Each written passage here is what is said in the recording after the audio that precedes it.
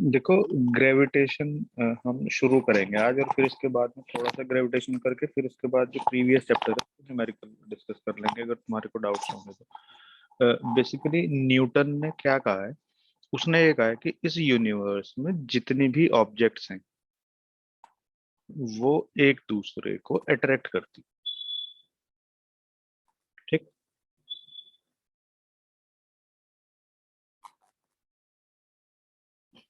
और ये जो फोर्स ऑफ अट्रैक्शन है इसको उसने ग्रेविटेशनल फोर्स ऑफ अट्रैक्शन कहा।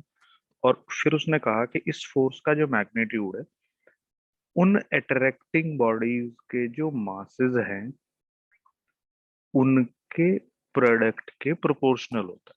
जितने बड़े मासेस होंगे उतना ही बड़ा उनके बीच में फोर्स ऑफ अट्रैक्शन होगा। और जो उनके बीच का सेपरेशन है उसके स्क्वायर के इनवर्सली प्रोपोर्शनल है। ठीक। तो यस। जब उसने इन दोनों को कंबाइंड किया तो उसने कहा कि भाई ये m1 m2/r²। और फिर उसने यहाँ प्रोपोर्शनैलिटी कांस्टेंट अटैच कर दिया।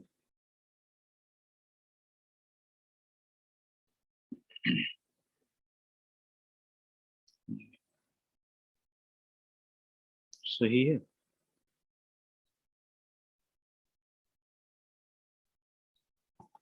तो ये g जो है ये ग्रेविटेशनल कांस्टेंट है।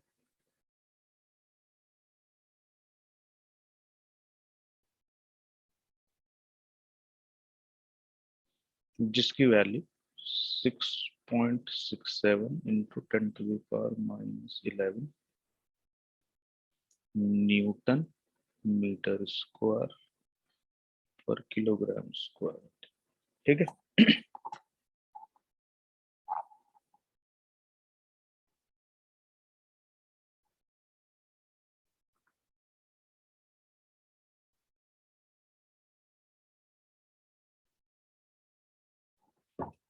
अब तुम ये बताओ मुझे कि अगर तो ये ऑब्जेक्ट जो है ये एक्स एक्सिस पे रखी है, सपोज करो यहाँ पे, तो इस ऑब्जेक्ट के ऊपर जो फोर्स होगा उसका कुछ मैग्नीट्यूड होगा एफ। उसको हम एक्सप्रेस करेंगे कैसे? As an i cap.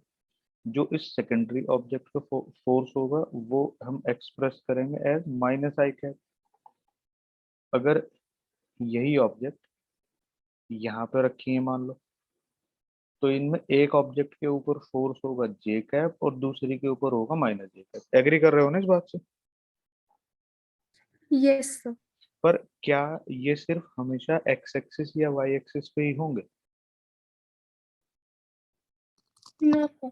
भाई ये जो ऑब्जेक्ट्स हैं इनको हम लोग यहाँ पे भी तो ऑब्जर्व कर सकते हैं ना इस जगह, तो इस पे फोर्स यहाँ पे भी होगा और यहाँ पे भी।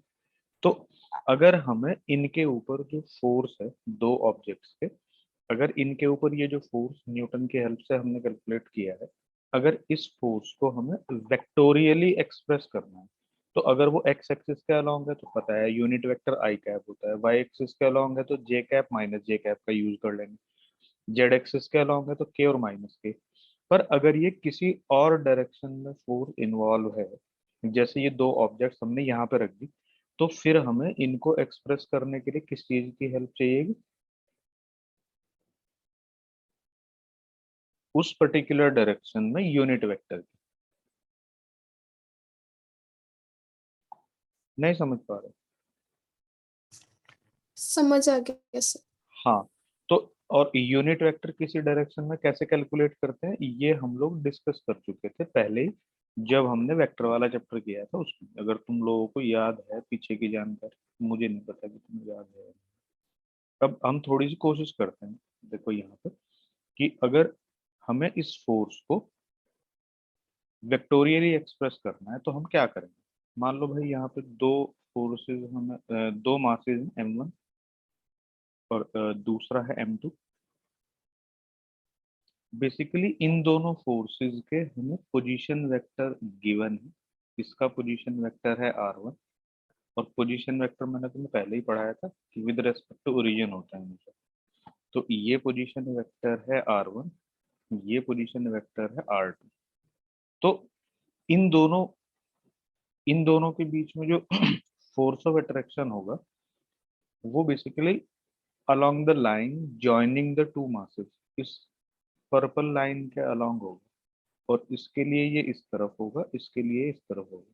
तो अगर हम इस डायरेक्शन में यूनिट वेक्टर कैलकुलेट कर पाए तो मतलब लेफ्ट की तरफ अगर वो पॉजिटिव है तो राइट की तरफ वो नेगेटिव होगा, पर हमें पता तो चले कि एक बार यूनिट वेक्टर है क्या, तो हम इनके बीच में फोर्स को वेक्टोरियली कैलकुलेट कर लेंगे। ठीक है ना। Yes sir. अब अगर हम ये मान लें कि इनके बीच का सेपरेशन r है और ये जो वेक्टर ज्वाइन कर रहा है m1 m2 को, ये वेक्टर है r, vector joining masses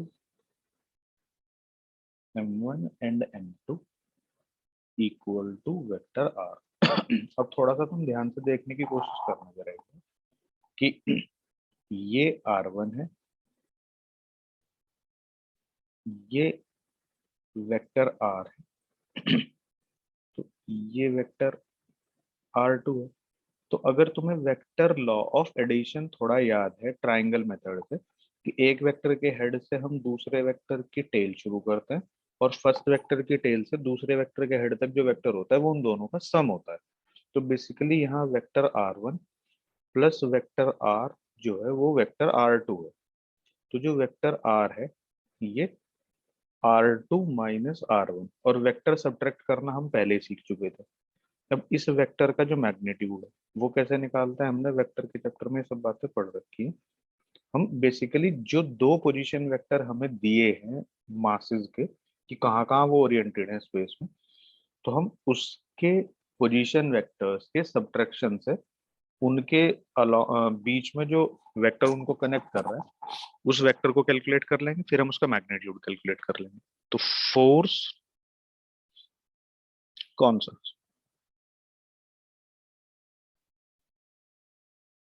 gravitation force between m1 and m2। अब ध्यान से समझना,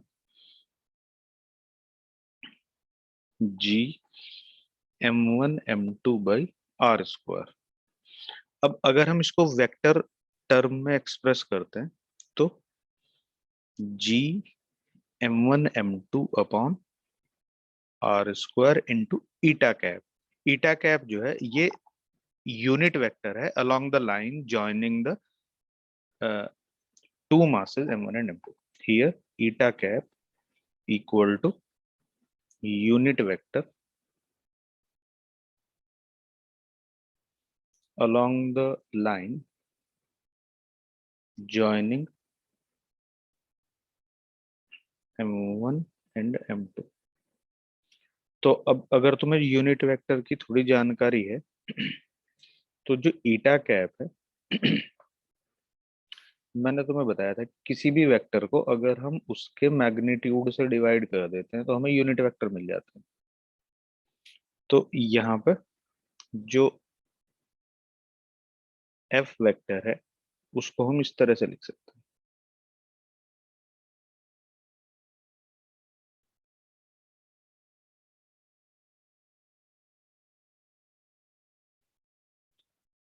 अगर किसी को भाई यहाँ कोई प्रॉब्लम है ना तो मुझे बता दे एक बार। No sir.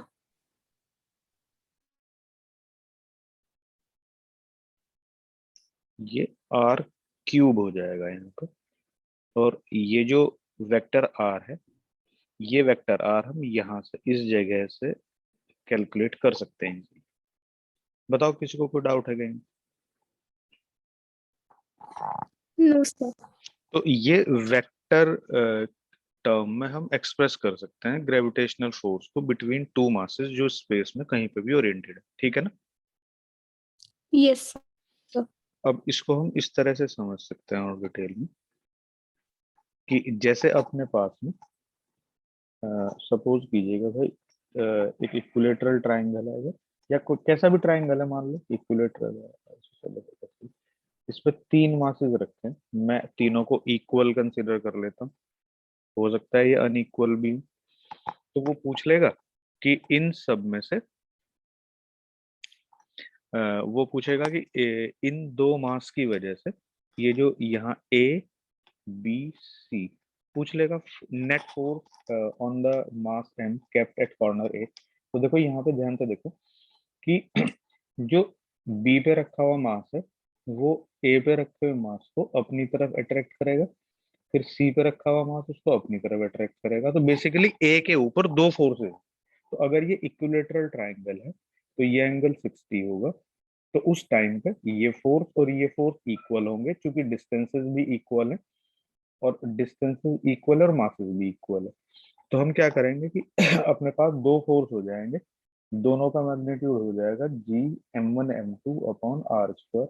अब नेट फोर्स जो होगा वो या तो हम इस तरह से कैलकुलेट कर लेंगे, under root F1 square plus F2 square plus 2 F1 F2 cos theta, theta की वैल्यू 60 रख देंगे। या फिर हम ये कह देंगे कि इन फोर्सेस के अगर हम कंपोनेंट करते हैं तो दो डाउनवर्ड कंपोनेंट ऐड हो जाएंगे और हॉरिजॉन्टल कंपोनेंट बीइंग इक्वल और अपोजिट कैंसिल आउट हो जाएंगे। तो नेट फोर्स जो हो जाएगा वो हो जाएगा 2F cos 30। समझ गए ना, F की वैल्यू ये है। Yes sir. या फिर अपने पास किसी स्क्वायर के कॉर्नर पर चार मासेस ओरिएंटेड हैं इस तरह से, 1 2 3 4। तो किसी भी एक मास को बाकी तीन मास जो होंगे वो अपनी तरफ अट्रैक्ट करने वाले हैं भाई, ऐसे ऐसे और ऐसे। तो अगर ये फोर्स और ये फोर्स इक्वल है तो इनका रिजल्टेंट भी एंगुलर बाइसेक्टर ही होगा, यही इसकी डायरेक्शन में हो जाएगा। तो इन दोनों के फोर्स को हम इसके मैग्नीट्यूड में ऐड कर देंगे क्योंकि दो पैरेलल वेक्टर का रिजल्टेंट उनके मैग्नीट्यूड का सम होता है। समझ गए ना कैसे कैसे डील करना है हमें? Yes, sir. किसी को कोई प्रॉब्लम हो तो बता दो।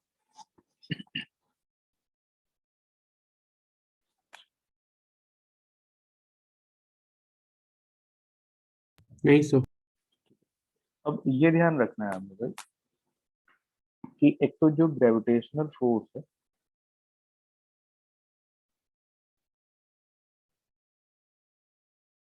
ये इलेक्ट्रोस्टैटिक फोर्स के 90% कॉमन है, ये चैप्टर ध्यान रख लेना। मतलब जैसे ग्रेविटेशनल फोर्स में हम मासेस की बात करते हैं, वहां पे हमें चार्जेस की बात करनी पड़ेगी। वहां पे जो ग्रेविटेशनल फोर्स है उसी के सिमिलर मैग्नीट्यूड ऑफ चार्ज का प्रोडक्ट और उनके बीच की डिस्टेंस के स्क्वायर की वैल्यू इन्वॉल्व हो जाती है। जैसे हम ग्रेविटेशनल फील्ड में किसी भी ग्रेविटेशनल बॉडी के अराउंड सैटेलाइट को डिस्कस करते हैं, उसी तरह से इलेक्ट्रोस्टैटिक्स वाले चैप्टर में एटॉमिक स्ट्रक्चर में हम इलेक्ट्रॉन की ऑर्बिटिंग को डिस्कस करते हैं, वो जस्ट लाइक सैटेलाइट ही होता है। समझ गए? Yes, sir. तो ये चैप्टर ध्यान रखना, मतलब नॉर्मली मैं कोशिश करता हूँ कि इस चैप्टर को 12th के इलेक्ट्रोस्टैटिक्स के चैप्टर के साथ ही डिस्कस करूं, क्योंकि इन चैप्टर्स में 90% 95% बिल्कुल एकदम सिमिलैरिटी है। तो दो चैप्टर एक साथ होंगे तो इनकी प्रॉब्लम भी डिस्कस होंगे, तो ऐसा लगेगा कि एक हो गया तो दूसरे का रिवीजन हो गया। पर भाई मजबूरी है, क्या करें, किसी का एग्जाम है किसी का कुछ है, तो अपना तरीका तो लगा नहीं सकते दिमाग। तो तुम्हारे तरीके से चलना पड़ेगा। बस तुम ये ध्यान रख लेना कि तुम 12th का इलेक्ट्रोस्टैटिक्स पढ़ रहे हो इस चैप्टर के बिल्कुल आर्टिकल भी कॉमन है, मतलब उतने आर्टिकल यहाँ पे हैं उसी तरह के आर्टिकल वहां है। जैसे यहाँ पे हम ग्रेविटेशनल इंटेंसिटी पढ़ेंगे, आगे वहाँ इलेक्ट्रोस्टैटिक इंटेंसिटी पढ़ेंगे, ग्रेविटेशनल पोटेंशियल पढ़ेंगे, वहाँ इलेक्ट्रिक पोटेंशियल पढ़ेंगे, यहाँ intensity and potential due to ring पढ़ेंगे, वहां पे भी पढ़ेंगे, यहाँ intensity and potential due to solid hollow sphere पढ़ेंगे, वहां पे भी पढ़ेंगे। मतलब इन दोनों चैप्टर्स में इतनी सिमिलैरिटी है कि तुम्हें लगेगा कि तुम दोनों जगह एक ही चैप्टर पढ़ो। Okay, sir. तो जो ग्रेविटेशनल फोर्स है ये ऑलवेज अट्रैक्टिव होता है। बस ये ध्यान रखना कि जो इलेक्ट्रोस्टैटिक फोर्स है वो रिपल्सिव भी हो सकता है। समझ गए? Yes sir. दूसरा भाई ये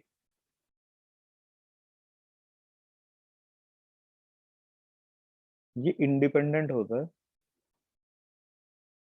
independent of the medium between the two masses. मतलब जैसे मून और अर्थ है, उसके बीच में कोई मीडियम हो या ना हो, ग्रेविटेशनल फोर्स जो है वो इंडिपेंडेंट होगा बीच के मीडियम से। ठीक है। Yes, sir. बल्कि होता क्या है कि इलेक्ट्रोस्टैटिक फोर्स बीच के मीडियम पर डिपेंड करता है। Yes, sir. ठीक। अब तीसरा फिर इसमें क्या केस है कि ये holds good over a wide range of distances. मतलब ये इंटर एटॉमिक डिस्टेंस में भी वैलिड है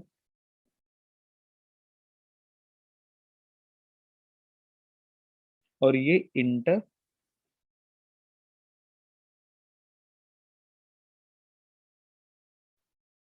इंटरप्लैनेटरी डिस्टेंसेस में भी वैलिड है।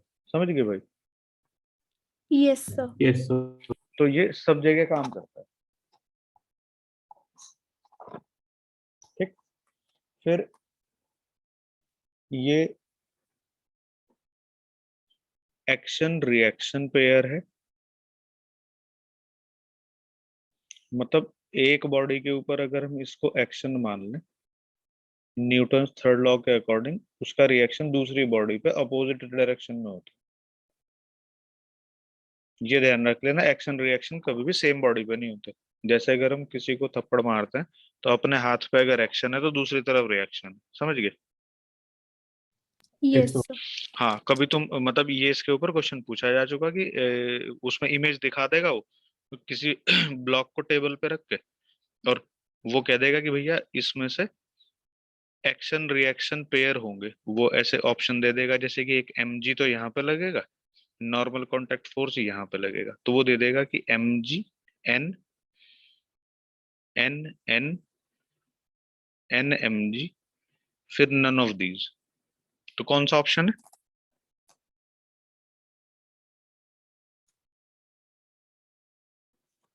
बोलो।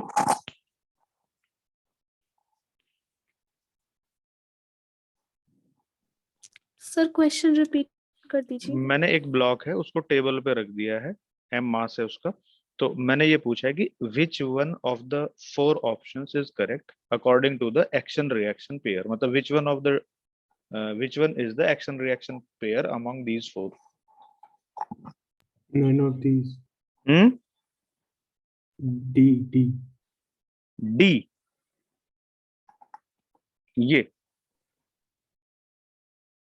ये कह रहे हो? Yes, sir. और बोलो भाई, किसी को बताना हो तो। So A लग रहा है। देखो, एक तो तुम ना एक बात अपने दिमाग में फिक्स कर लो पहले से ही कि फिजिक्स में ना कुछ भी लगता नहीं, साइंस में मतलब नॉर्मली चीजें होती हैं, कुछ भी चीज लगती नहीं है।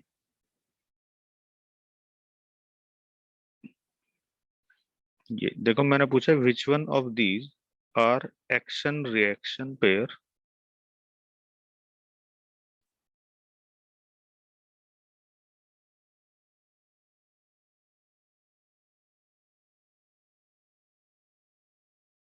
ये तो एक ही हो गया एनएमजी तो।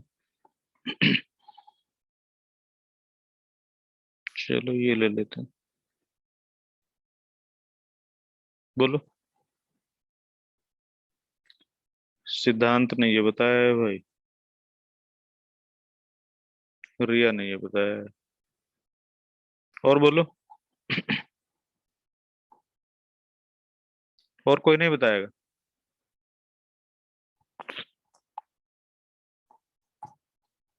और तो बेचारे स्ट्रगल भी नहीं करना चाहते। सर फर्स्ट वाला ही लग रहा है। ये भैया विशांत विशांत भी यहीं पे ही आ गए जी। चलो और बोलो। और भी कोई है भाई फाइट में, या बस सरेंडर मोड में ही?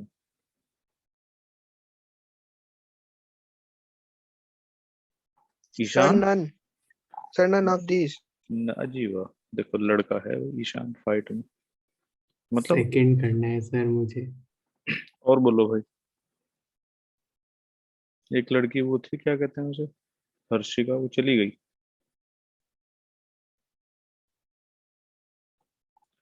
अभी मैंने तुम्हें थोड़ी देर पहले देखो यहाँ क्या बताया, ये अभी मैं तुम्हें सिखा रहा था, तुम इसी के अकॉर्डिंग क्वेश्चन को समझ भी नहीं पाए। मैंने नॉर्मली तुम्हें कहा था कि भाई इस क्वेश्चन को पेपर में बच्चे गलत अटेम्प्ट करते हैं, तुमने मेरे बताने के बाद भी क्वेश्चन को गलत अटेम्प्ट कर दिया। यहाँ पे एक्शन रिएक्शन पेयर, भाई ऐसे ही तो होता है। अगर तुमने एक्शन रिएक्शन मार्क करना न्यूटन लॉ में सीखा हो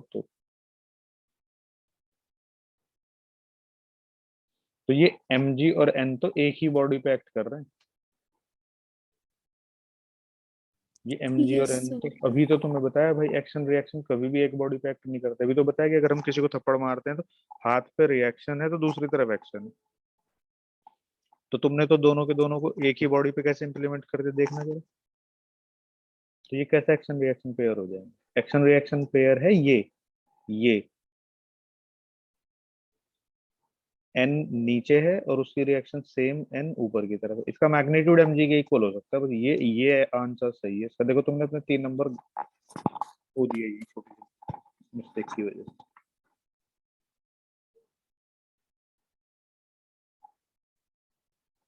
नहीं समझ आया आ गया सर.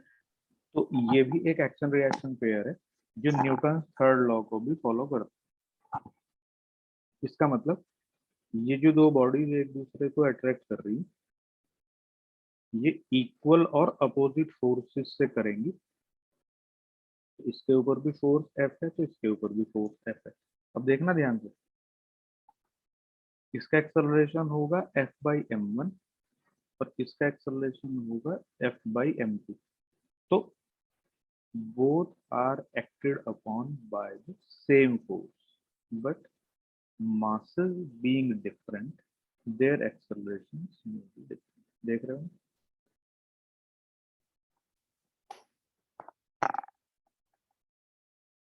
Yes sir. ये बात समझ आ गई। हाँ जी सर। अब आगे इसमें ध्यान रखेंगे हम कि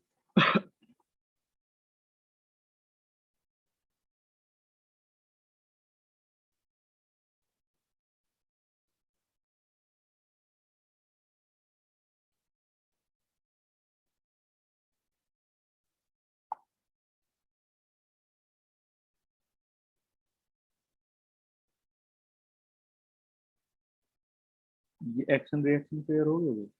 इसके बाद में हम ध्यान रखेंगे कि ये टू बॉडीज इंटरेक्शन है।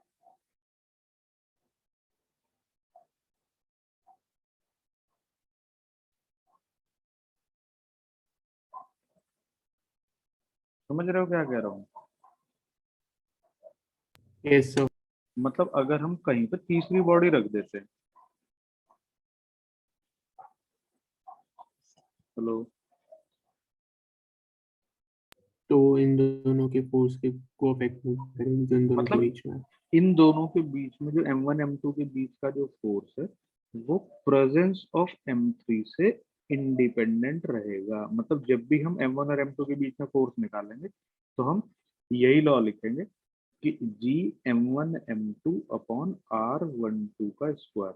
अब तुम कहोगे कि m3 का क्या, मतलब m3 m1 के ऊपर अपना फोर्स देगी और m3 की प्रेजेंस से m1 के ऊपर नेट फोर्स बदल जाएगा, पर m1 और m2 के बीच का फोर्स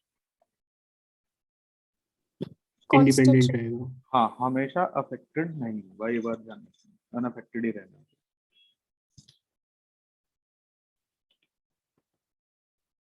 बता दो भाई ये बात समझ आई या नहीं। यस सर, आ गई। Okay. सबको ठीक से समझ आ गया ना।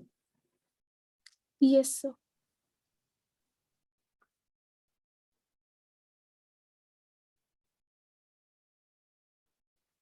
अब इस चैप्टर का जो नया टॉपिक है वो है ग्रेविटेशनल फील्ड।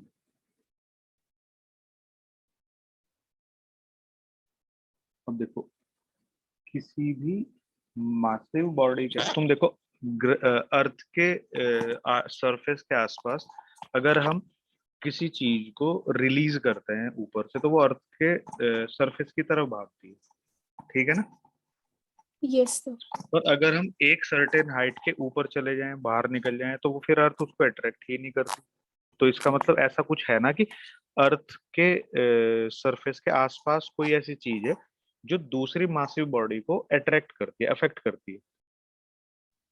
Yes, sir. तो एक मासिव ऑब्जेक्ट दूसरी मासिव ऑब्जेक्ट को अपने आसपास के जिस रीजन तक अफेक्ट कर रही है, अपनी तरफ अट्रैक्ट कर सकती है, तो वो उस बॉडी का ग्रेविटेशनल फील्ड कहलाता है। ठीक है ना? Okay, sir. Yes, sir. अब तुम ये देखो भाई कि जैसे मतलब तुम्हारे घर के सामने से इलेक्ट्रिसिटी के वायर जा रहे हैं, सपोज करो,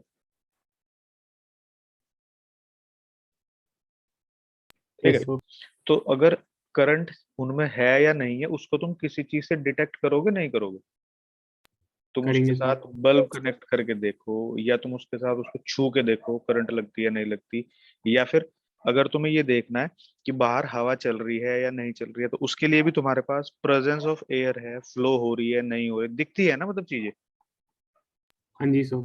Yes, sir. हाँ, कोई आदमी डेड है अलाइव है, उसको भी तुम चेक करते हो कि भैया उसकी हार्ट बीट चल रही है, उसकी पल्सेशन है नहीं है। मतलब हम किसी भी दुनिया की चीजों को जब आइडेंटिफाई करते हैं, तो अपने पास कुछ ना कुछ चीजें होती है। टेस्ट करने के लिए उसको. हाँ, अब देखो हमें ये तो पता चल गया कि किसी भी ग्रेविटेशनल बॉडी के आसपास के रीजन में एक ऐसा रीजन है, ये दूसरी सराउंडिंग ऑब्जेक्ट को वो ग्रेविटेशनल बॉडी अपनी तरफ अट्रैक्ट करती है। तो हमने कह दिया कि भाई इस ग्रेविटेशनल बॉडी के आसपास की जो ये चीजें हैं, जिस रीजन तक ये अट्रैक्ट कर रही है उनको, वो रीजन का नाम हमने रख दिया ग्रेविटेशनल फील्ड। ठीक है ना? Yes, sir.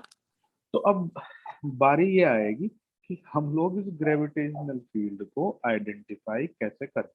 अब ये अपना टास्क कि हम इस बॉडी के ग्रेविटेशनल फील्ड को कैसे आइडेंटिफाई करें।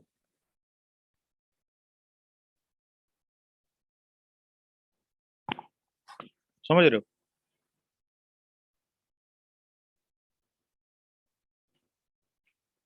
हेलो? Yes, sir. तो उसके लिए हमने दो चीजें बनाई है।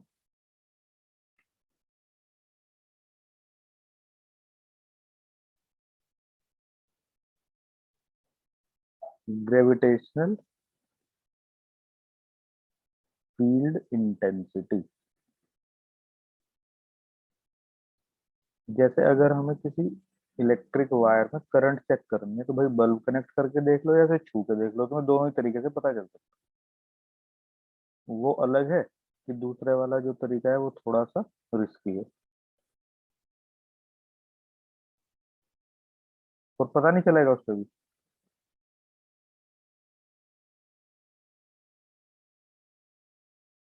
हम्म।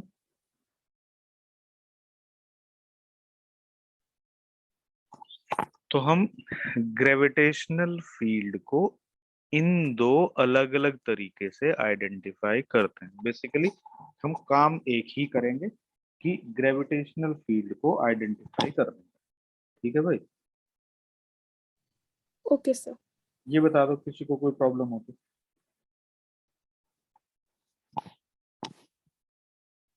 हम्म।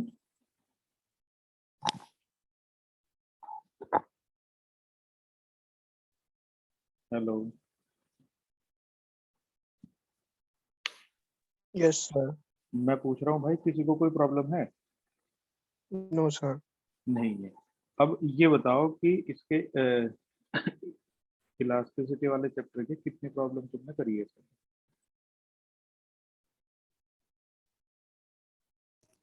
तो 5 ट्राई की थी, उसमें भी प्रॉब्लम नहीं आई। उसमें बाकी किसी और ने की है?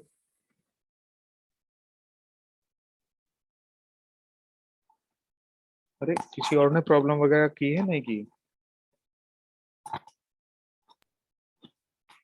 10 ही हुई सर अभी तो, बस कोई डाउट नहीं है उनमें?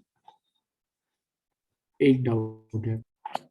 चलो इनको भी कर लेंगे, तो फिर कल वाले को देख लेंगे। या तो अब तुम एक काम करना जरा कि कल तुम ग्रेविटेशनल वाले चैप्टर को कम से कम पेज नंबर 125 के आसपास तक या 126 के आसपास तक कॉपी करके लेके आना, ठीक है। Yes sir. 125 126 कॉपी करना मतलब, और थोड़ा सा जल्दी करने की कोशिश करना इसको, जल्दी से जब तक जल्दी खत्म हो, सही है।